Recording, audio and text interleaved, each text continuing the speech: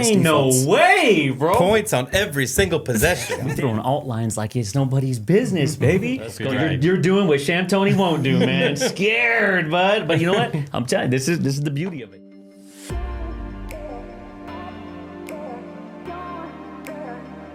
Welcome back to the Denver Sports Betting Show. This segment is presented to you by Red Rock Spirits. We have all of their finest bottles here. The official vodka of the Colorado Rockies. As we know, the Rockies, they'll be back next season. But you know what? Let's get into it, guys. We have the normal crew here. We got my boy Garrett, Tailgate Sports. I got Dylan, Cowboy Dylan over here, Bets in Denver. And Sham Tony, Shamlocks, Anthony, Gabriel. We got beef, bro, but we'll get to our beef a little bit later, man. As you know, our teams go head-to-head. But let's kick it off right now for the NFL. Thursday Night Football, boys. We got Washington. We got Green Bay. Right now, Green Bay is -3 favorites. The total set at 48, and Green Bay is -190 on the money line.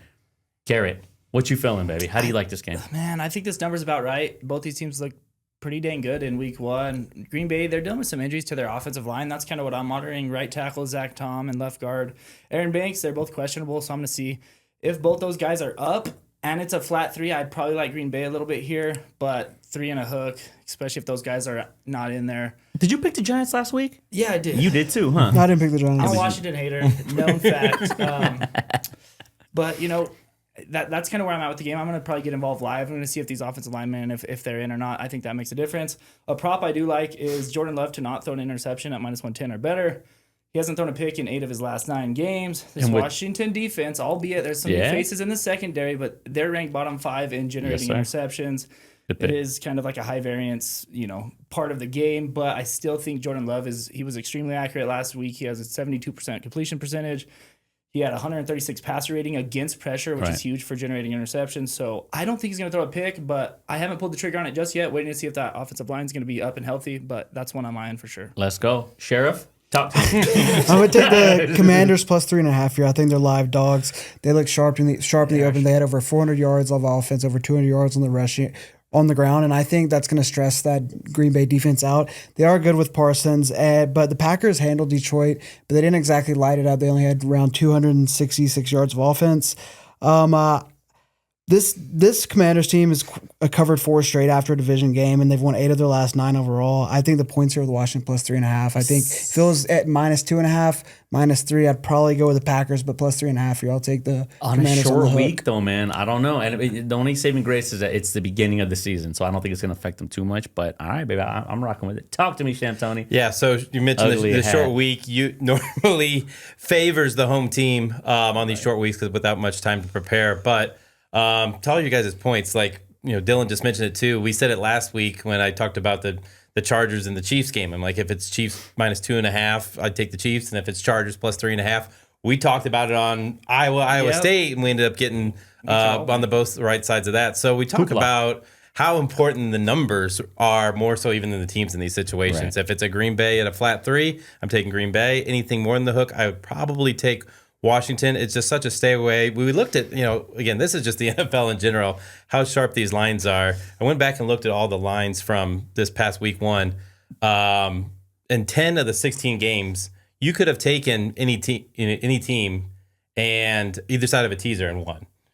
So about 2/3 of the teams you could have just thrown in a teaser, and that's why teasers are like 125, 130 now in a lot of places because of how sharp these lines are. So. Long way of saying I've got no real strong feel here. If you want some interest, it's a Thursday night game. We're going to bet it. We're going to watch it. I'd take Washington if it's 3.5 or better. Let's go, man. I thought you were going to throw some anytime touchdowns on there, dude. Some gilly bets, dude. Gilly bets. Come on, baby. Well, listen, CD down at the 1. I'm not going to throw a gilly bet, even though these guys are coming off of a short week. I still think both of these offenses can score. And again, to your point earlier, you said Washington doesn't have the bottom 5 consistency when it comes to their secondary. So honestly, man, I think both these teams can score. Give me the over 48 in this game. I think it's primed to be a little bit of a banger. And Gilly needs to start his week off right, baby. I got cooked last week, boy. Oh my goodness. But it's okay. College was decent to me, but NFL just too tough. Now let's kick it on to my game of the week, baby. You see what it is. Come on now. You see what it is out there. Garrett, let's talk about it, man. We got Denver and Indy. Denver is -2 favorites, which is weird. They should be at least 6-point favorites. Totals at 42.5, and Denver's -125 on the money line. Garrett, talk to me a moment. What do you like about this game, dude? So this is a perfect week 2 line that I would like to attack, right? On one hand, you had a team in the Broncos who had these high expectations coming into the season, but then they underperformed. They didn't look great in week 1, right? They got the W, but they didn't look great. Hold your words a little. Be gentle. Be gentle. But then you have a team in the Colts. Everyone was down coming into the season, but in week 1, they looked like God's gift to earth. So the look-ahead line for this game was Denver minus 3.5. After week 1, this line moved all the way to Denver, now only laying, 1.5, 2 points? 2, yeah. I think it's a classic week 1 overreaction. I like the Broncos in this spot laying under a field goal. Okay, I like it. Talk to me, Dylan. Yeah, this is a huge step up in competition for Daniel Jones here. I think I got the Miami secondary last week. He plays the Denver secondary this week. It's going to be a lot different. I'm on Colts team total under 20.5 here. I think it's going to be a low scoring game regardless. But with the Colts team total at under 20.5, I don't think they're going to score 21 points versus Broncos defense that is just so good. And I don't think we see Daniel Jones repeat 3 touchdowns in this game versus this defense. No way, bro. Points on every single possession. Danny Biscuits, bro. Danny Peyton Flat Manning Biscuits. didn't do that. Their punters dusted off his helmet so far. Did he punt once? I don't think he punted They once. scored every possession. Holy. Listen. This time around, it's going to be a little bit different. Okay? I will say the Broncos defense will be a little bit more resistant than what Miami had. But you talk about the high expectations for the Broncos. I thought they were a little too overblown because when you look at this team, what were we saying? We were all sitting there watching the draft. We were expecting the Broncos to get a playmaker for this offense.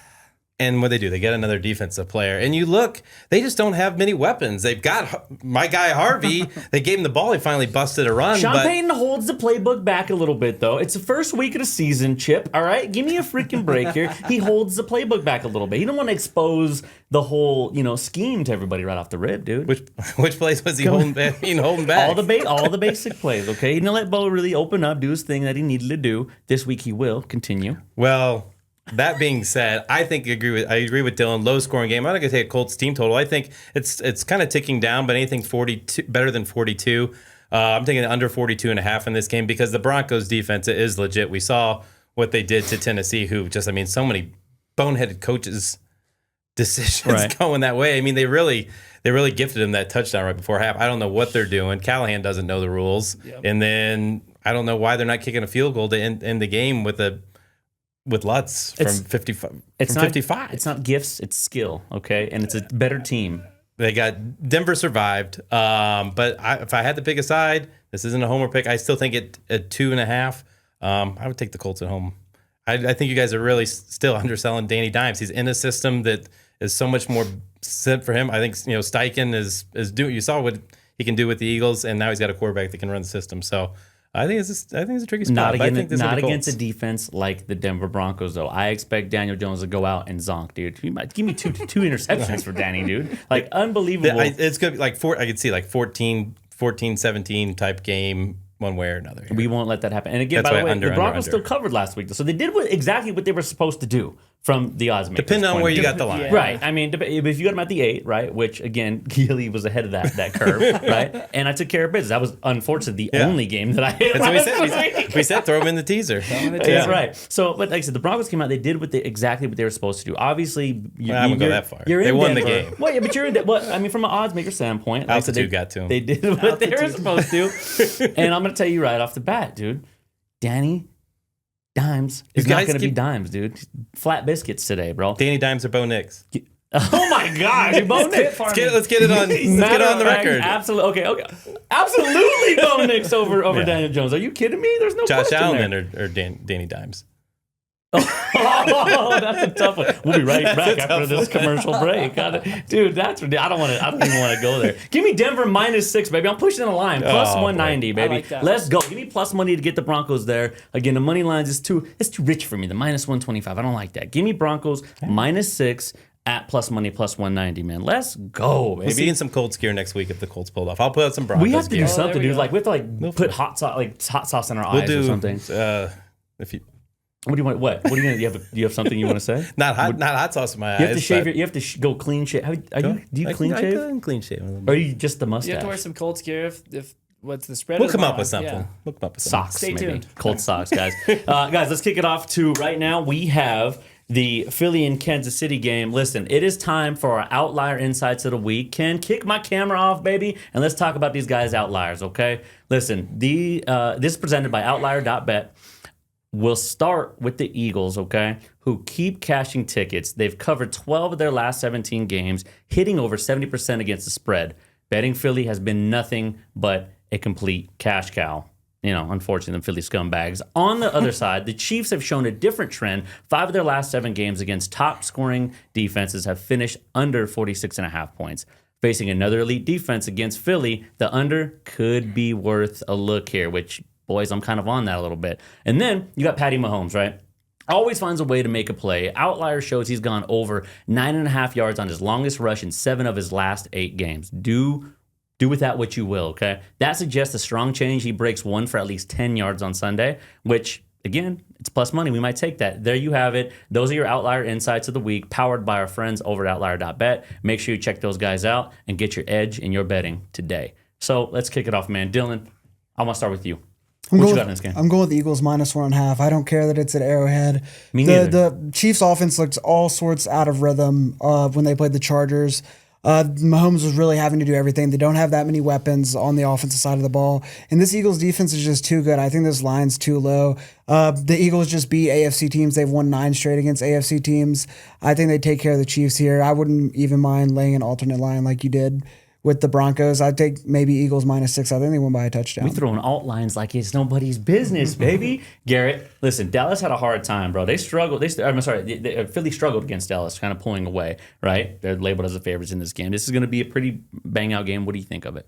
Man, this feels like the biggest sucker bet of all time, but I'm with you, Dylan. I have to like the Eagles here, man. You're telling me banged up Kansas City without their top 2 weapons on offense. They have to travel back from Brazil, and they have the rest disadvantage. They're supposed to come in here and beat a team in the Eagles who boat raced them by like 20 points in the Super Bowl. I get the revenge factor. I get that they're at home. I get that they have that voodoo magic with Mahomes and Andy Reid, right? But I just think that Eagles are just much superior team. They're healthier. They have the rest advantage.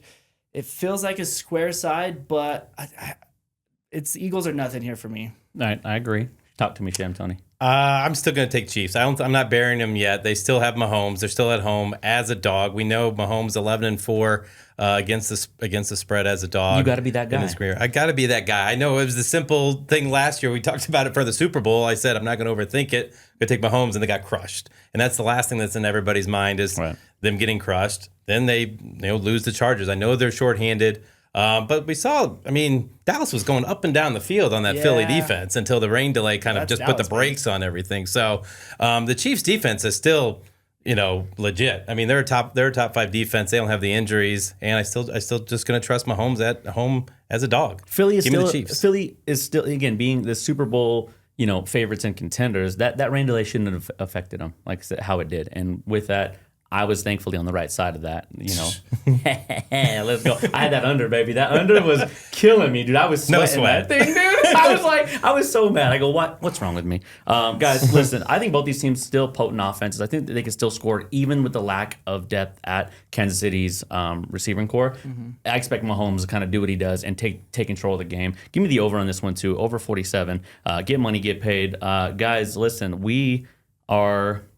I'm kind of pressed for a little bit of time. You boys want to go? Let's throw it in the air. Do we want to do the Monday night or we want to do Atlanta, Minnesota? What do we want to do? What do you guys think? Ooh, Atlanta, Minnesota. Atlanta, Minnesota. Boom! Because JJ's not the truth, man. I don't believe in him right now. Atlanta, Minnesota. Minnesota's -4 favorites. The total's at 44.5, and Minnesota is favored at -210. God, that's ridiculous. Sham Tony, give me something on this game. I'm on Atlanta. I'm on Atlanta plus 4. I just think the line is too big. Don't overreact. Well, we just saw. It was a pick'em game against the Bears, who, again, the Bears, their fans get this hype train going every year, and you're the same. They had that game. Same old Bears. So now you're playing an Atlanta team that is I think a different team with Penix. We saw it here, where he's got some weapons. As long as Drake London is healthy, and I just think that's too many points for a Viking team that's still going to take a we saw JJ get going a little bit in the second half, but I still think they're going to have a conservative game plan and just trust their defense. So I'll take points are going to be a premium. Give me the Falcons +4. Let's go, Dylan. You're going to go Minnesota -300, dude. Like, what do you? Oh I'm taking the Vikings team total under 24.5. Okay. This Falcons defense only gave up 260 yards and 16 first downs to a potent Buccaneers offense. I think there's a lot to learn still with this Minnesota offense, like Anthony was saying. JJ was really overwhelmed until the fourth quarter. Right. I don't see them putting up more 25 points here versus this Atlanta defense that looked so good last week versus a Buccaneers team that has a great offense. So I'm taking the Vikings team total under 24.5. All right, I like that. That's a smooth play. Talk to me, G. Give me some. Man, I've been vouching for Michael Penix and this Falcons offense and this team all offseason. I'm not going to stop now. I think they should have won last week. I think the market is off on them. I think there's value on the Falcons in this game as well. So I'm going to keep riding the Falcons until it pays off or until I light my entire bankroll on fire, whichever comes first. But I'm a truther. I'm a truther in Michael Penix and the Falcons offense. Agreed, dude. Give me Atlanta +4 as well on that game. Real quick, let's go around the horn. Let's get our best bets for NFL. Listen, I'm like 500 at this point. Unbelievable. Champ Tony, give me your best bet for NFL. Yeah, best bets have not. I've been picking the wrong games for best bet. It seems like so. I'm gonna go with the teaser, buy myself a little leeway here, and I'm gonna tease the Colts up from 2.5. Do a couple long teasers going through the key numbers of 3 and 7. Going to tease the Colts up to 8.5, and I'm going to tease the Chiefs up to 7.5. So getting both home teams at more than a touchdown for a best bet. Is that allowed, bro? That seems like cheating. All right, money's money. Yeah, I'm going to take my Colts under 20.5 total points, and then I'm going to go Breece Hall over 54.5 rushing yards. He looks fast. This identity for this Jets team is going to be run the ball. He had 19 carries for 107 yards, and Baltimore gashed the Bills for 238 rushing yards. At 54.5, this just seems too low. He's had 52 or more rushing yards in the last 7 home games for the Jets.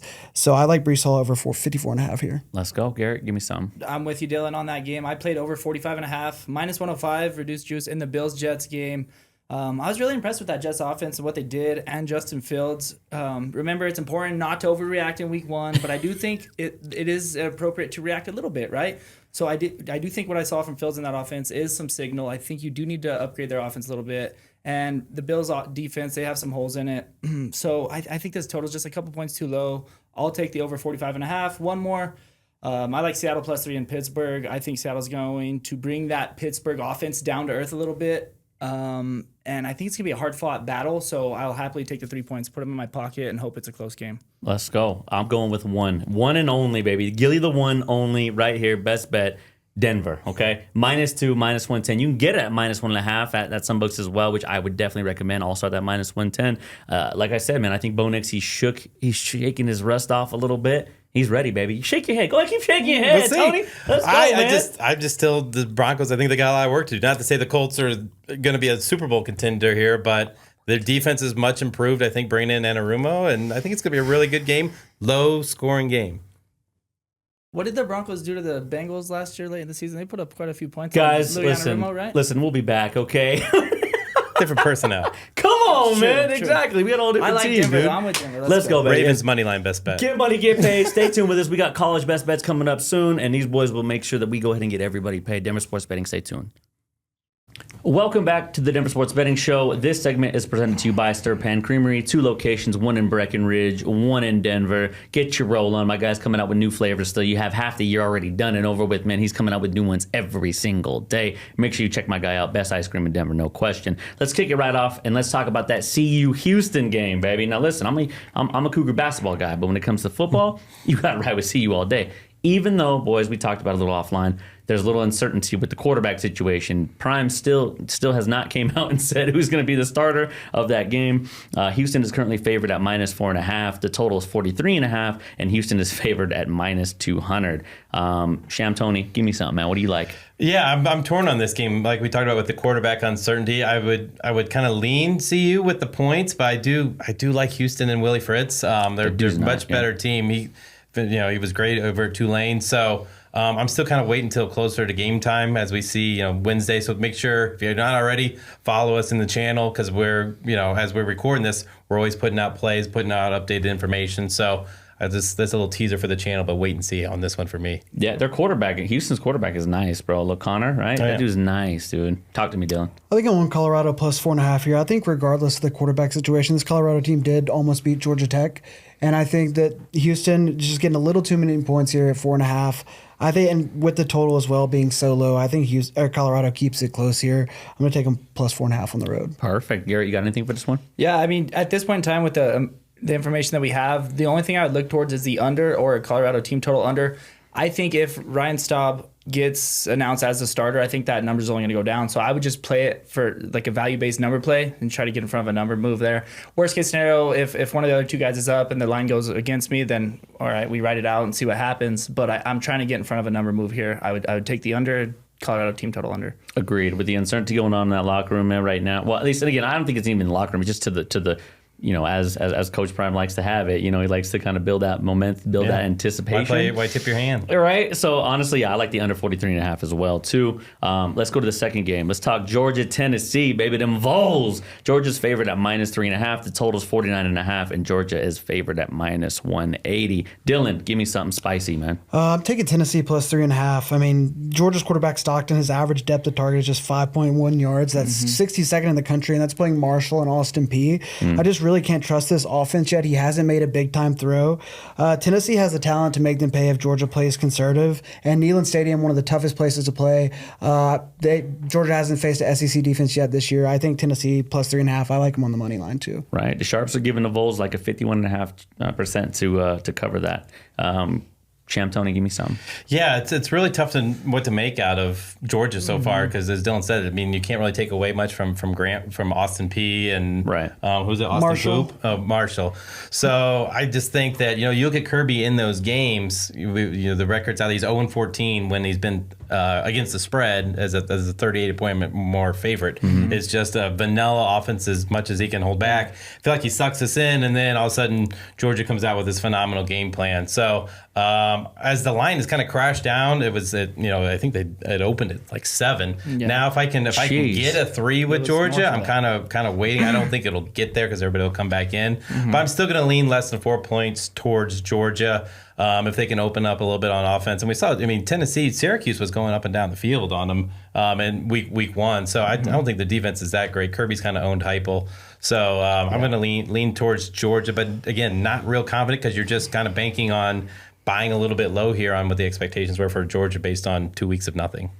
Right. I agree with that one. Come on, talk to me. I'm 100% with you, man. The look ahead of this game was north of a touchdown here. Georgia was like 7.5 point favorites all summer. Now it's at 3.5. I think it's an overreaction. Georgia hasn't played anything. Hit it right on the head with Kirby Smart. Like, who cares how much we beat these guys by? Keep it vanilla. Georgia, they're also getting 2 of their starting offensive linemen back. So there's nothing really Tennessee has done that has impressed me. Yeah, okay, you beat Syracuse, but they did move the ball, like Sham said. So I'm going to take Georgia here at what feels like a pretty cheap number to me.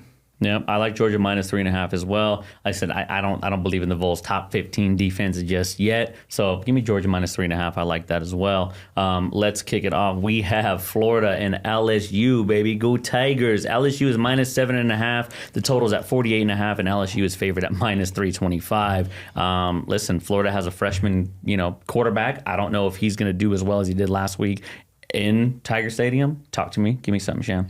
Yeah, this is one that's, line's kind of been going back and forth, 7.5, 9.5. If I could have got the 9.5 with Florida, I think that's a little bit too much. It's, again, a little bit of overreaction line. I think Florida got caught kind of looking ahead to this game and lost to South Florida last week. So, but again, LSU, they had all the hype after beating Clemson, but we saw Clemson kind of really not come out. They were losing halftime to Troy last week. So how good really was that win? I still think, in this game, I'm going to take Florida in the points, but just see the best number that I can get. Right now it's at 7.5. I think that'll still go up closer to game time. So hopefully we can get, I'll take a little nibble at 7.5, but I think anything more than a touchdown, I'm still going to be on the Gators. All right. I'm not burying Billy Napier yet.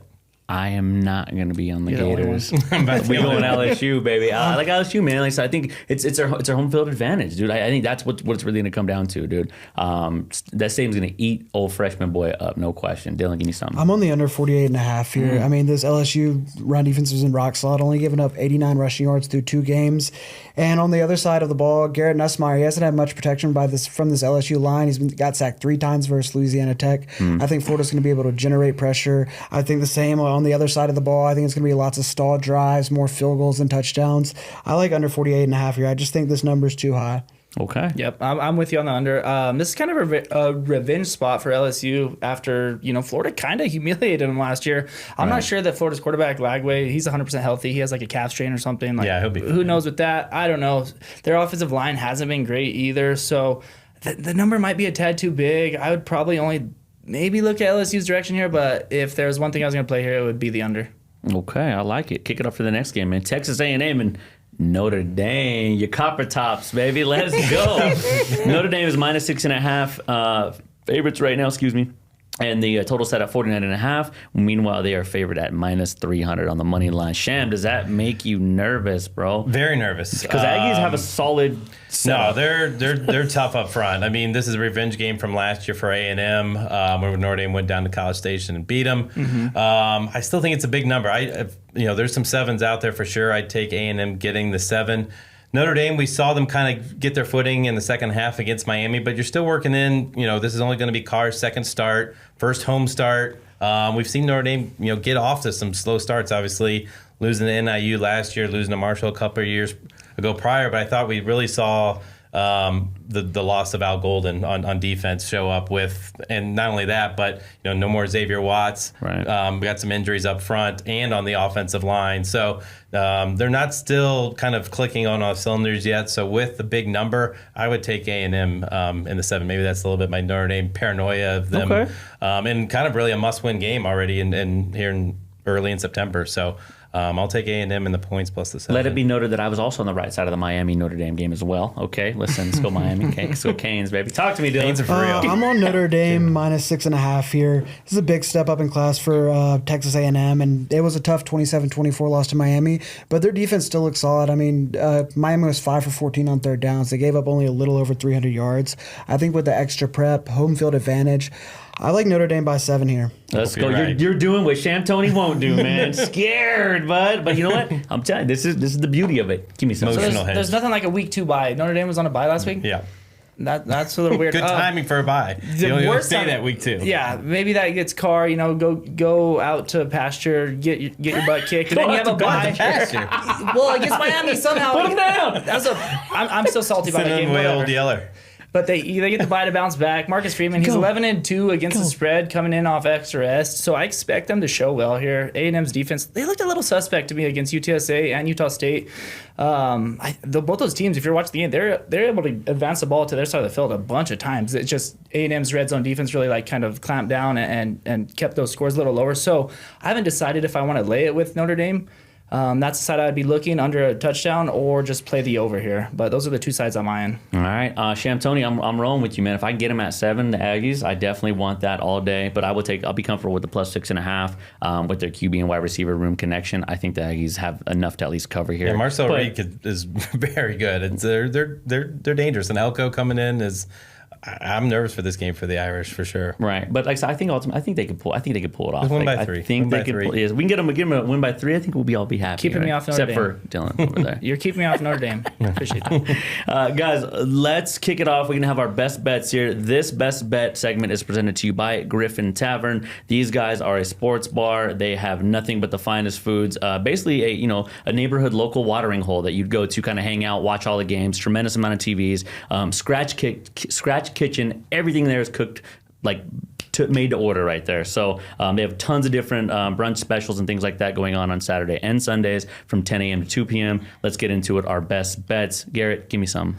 I'm just gonna lay it with Georgia here. That's my best bet. I just think the line movement is overreaction. I think Kirby Smart is just keeping his foot off the gas last 2 games. I think he's gonna open it up against Tennessee this week. Give me Georgia. Let's go, Dylan. I'm going to take South Carolina -4.5. I mean, Vanderbilt has been good as dogs lately, but I think that's why this number is a little too low. The South Carolina team is just more complete. They have a Heisman candidate on offense in Lenore Sellers. He's took care of the ball. South Carolina has covered 6 of the last 7 against Vanderbilt. I think they get it done here at home, -4.5. And then I'm also taking Arizona +1.5 versus Kansas State at home. Kansas State has had 3 games within 3 points. They should have lost to North Dakota State. They lost to Army. I really don't think this team is good. It's going to be a team I'm going to be betting against all year. So I like Arizona +1.5 versus Kansas State. All right. Talk to me, Shem. I'm really hesitant to give out a best bet here because I always pick the wrong game. So I've got a lot of plays going. Again, I'm going to give it a plug for make sure you check out the channel, Denver Sports Bettors. Also check out my personal channel, Sham_locks, as we get closer to game time. Teams I'm already on, and we'll see where we go throughout the week. I'm on Miami. I'm on Old Dominion, Arkansas State, South Alabama. You know, these will all be on ESPN, the Ocho. Northwestern. Temple continues to crash down. I got them at 23. They're down at 21.5. I really think that's a scary spot for Oklahoma coming off of the big win versus Michigan. Now you got to go play early noon game at a full stadium in Philly. So I'm going to give 2 best bets, and hopefully we go 2-0 here. So that'll be 1. Temple plus 23, and then Central Michigan plus 28. Michigan, they can't score 28 points. They're going to have to cover this number because they just still are lacking weapons. I think Underwood's going to be phenomenal, but he's got no help around him. So Nebraska on deck for Michigan. I just think this is a central spot for Central Michigan that they're going to want to go play Big Brother. Probably won't win, but if it's, like I said, 24-3, I'll take that. So Central Michigan plus 28, Temple plus 23. All right, let's go, man. My best bet, I'm going to go back to the CU and the Houston game. Listen, I think that the offenses are going to get off to kind of a weird, rocky start. There's going to be a lot of defense going on in that game. My best bet for college, under 43.5 in that CU and Houston game. Boys, do we have anything else to wrap up the night?